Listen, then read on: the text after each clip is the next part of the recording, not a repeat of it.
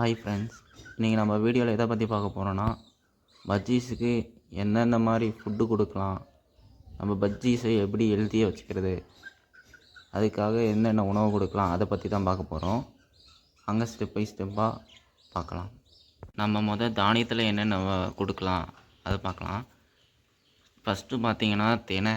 இதுக்கு பார்த்திங்கன்னா தினைன்றது இதுக்கு ரொம்ப விரும்பி சாப்பிடக்கூடிய ஒன்று. அதனால் தினை கண்டிப்பாக டெய்லி ஃபுட்டாக வச்சுக்கணும். ரெண்டாவது பார்த்திங்கன்னா கம்பு கொடுக்கலாம். மூணாவது பார்த்திங்கன்னா ராகு கொடுக்கலாம். நாலாவது பார்த்திங்கன்னா சன்ஃப்ளவரோட சீடு கொடுக்கலாம். அதாவது சன்ஃப்ளவரோட உள்ளே பார்த்திங்கன்னா ஒரு விதை மாதிரி இருக்கும். அது சும்மா கொஞ்சமாக நீங்கள் கொடுக்கலாம் உங்கள் பட்ஸ்க்கு. ஆனால் அதை அளவுக்கு மீறி அந்த விதையை கொடுக்கக்கூடாது. சும்மா உங்களுக்கு லைட்டாக கொடுக்கலாம் கொஞ்சமாக.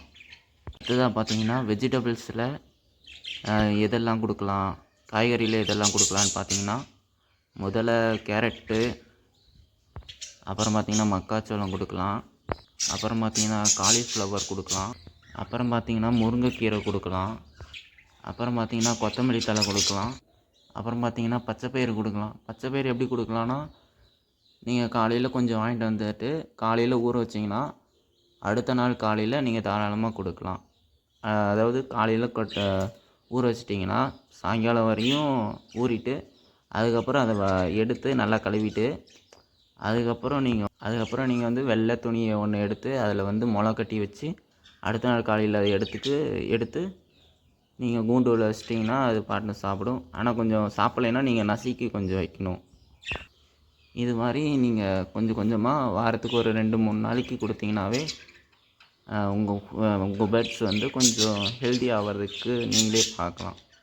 அடுத்து நம்ம ஃப்ரூட்ஸில் பார்க்கலாம், பழங்களில் எது கொடுக்கலான்னு. ஆப்பிள் கொடுக்கலாம். முதல்ல ஆப்பிளில் சீட்ஸு, அதாவது விதையை நீக்கிட்டு மற்றதை கொடுக்கலாம். அடுத்தது பார்த்திங்கன்னா பைனாப்பிள் கொடுக்கலாம். அடுத்தது பார்த்திங்கன்னா அப்புறம் மாதுளம்பழம் கொடுக்கலாம், அப்புறமா பனானா கொடுக்கலாம். இதெல்லாம் பார்த்திங்கன்னா வாரத்துக்கு 1 நாள் இல்லைனா 2 நாள், அதுவும் கொஞ்சமாக கொடுத்திங்கனாவே போதும். அடுத்து நம்ம கால்சியம் ஃபுட்டு பார்க்கலாம். அதில் பார்த்திங்கன்னா கட்டில் ஃபிஷ் பவுன் முதல்ல அது நீங்கள் எங்கே கிடைக்கும்னா நாட்டு மருந்து கடையில் கேட்டிங்கனாவே கிடைக்கும். அதுவும் உங்கள் கேஜியில் ஒரு சைடில் செட்டப் பண்ணி அதுவும் டெய்லி உணவாக கொடுத்துருங்க. இந்த கால்சியம் ஃபுட்டில் இது ஒன்றே போதும். இன்னும் 2 இருக்குது, ஆனால் இதுவே போதும். அடுத்து பார்த்திங்கன்னா வாட்ரு டெய்லி ஒருக்கா சேஞ்ச் பண்ணி வச்சுருங்க. நான் சொன்ன ஃபுட்ஸில் நீங்கள் வாரத்துக்கு ஒரு 2 டேஸ்லேருந்து 3 டேஸ் வரையும் கொடுத்தீங்கன்னாவே உங்கள் பேர்ட்ஸ் கொஞ்சம் கொஞ்சமாக அப்படியே ஹெல்த்தியாக ஆரம்பிச்சிடும். இந்த வீடியோ உங்களுக்கு யூஸ்ஃபுல்லாக இருந்துச்சுன்னா மறக்காமல் லைக் பண்ணுங்கள், மறக்காமல் சப்ஸ்கிரைப் பண்ணுங்கள், சப்போர்ட் பண்ணுங்கள் ஃப்ரெண்ட்ஸ். தேங்க்யூ.